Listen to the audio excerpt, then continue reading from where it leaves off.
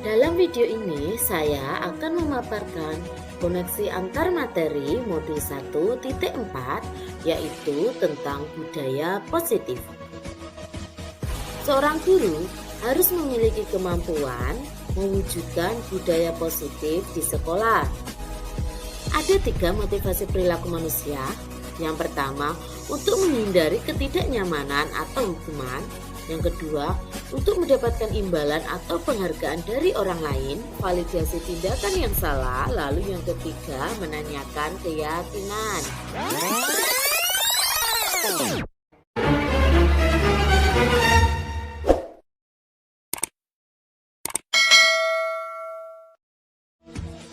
Assalamualaikum warahmatullahi wabarakatuh. Salam guru penggerak.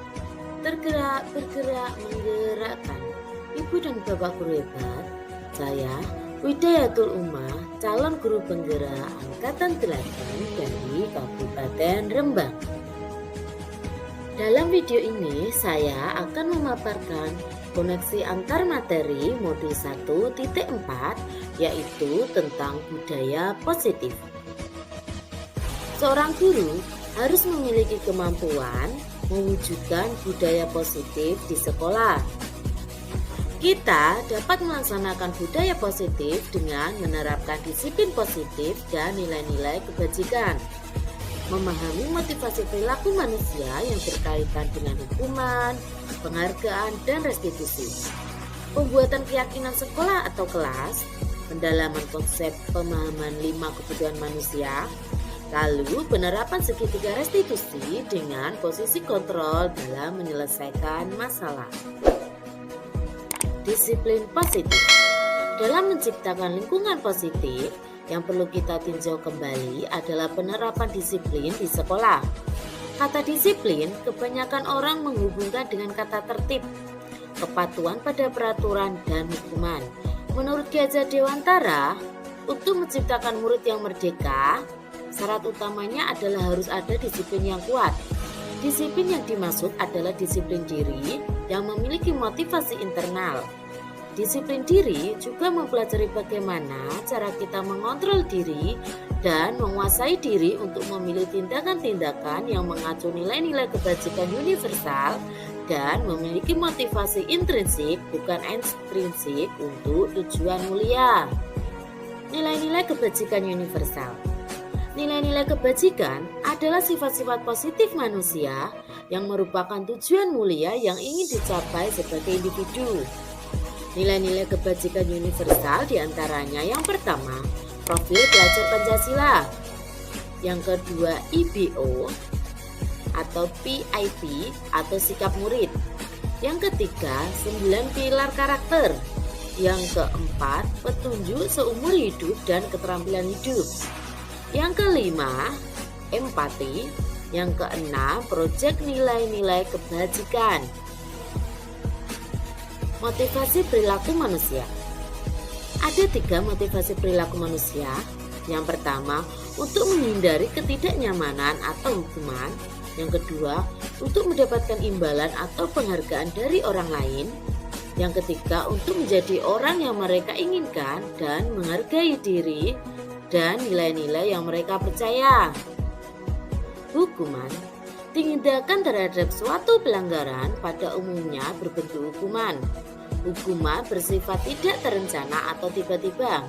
Hukuman bersifat satu arah dari pihak guru yang memberikan dan murid yang menerima suatu hukuman tanpa melalui suatu kesepakatan atau pengarahan dari pihak guru, baik sebelum atau sesudahnya.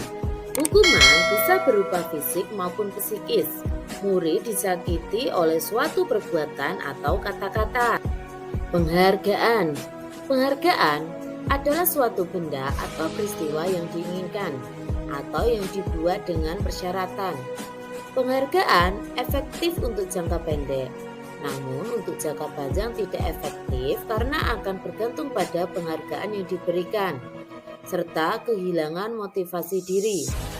Penghargaan yang diberikan di depan orang banyak maka akan menimbulkan rasa iri dan akan merusak hubungan. Restitusi. Restitusi adalah proses menciptakan kondisi bagi murid untuk memperbaiki kesalahan mereka, sehingga mereka bisa kembali pada kelompok mereka dengan karakter yang lebih kuat. Restitusi juga merupakan proses kolaboratif yang mengajarkan murid untuk mencari solusi untuk masalah mereka dan membantu murid berpikir tentang orang seperti apa yang mereka inginkan dan bagaimana mereka harus memperlakukan orang lain. Keyakinan kelas.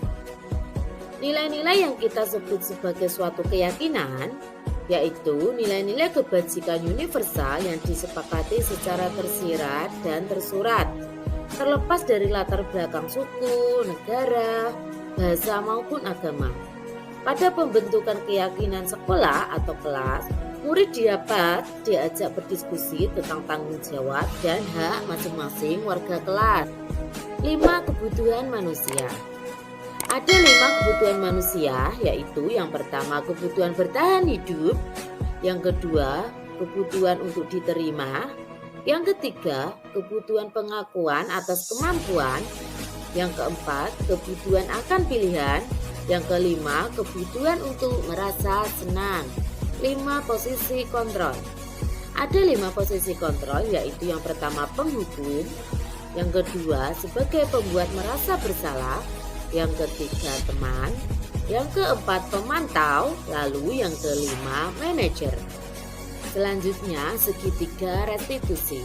Ada 3 langkah segitiga restitusi. Yang pertama menstabilkan identitas, yang kedua validasi tindakan yang salah, lalu yang ketiga menanyakan keyakinan. Demikian video pemaparan koneksi antar materi modul 1.4 tentang budaya positif. Semoga video ini bermanfaat bagi ibu dan bapak guru hebat. Terima kasih. Salam guru penggerak, tergerak, bergerak, menggerakkan.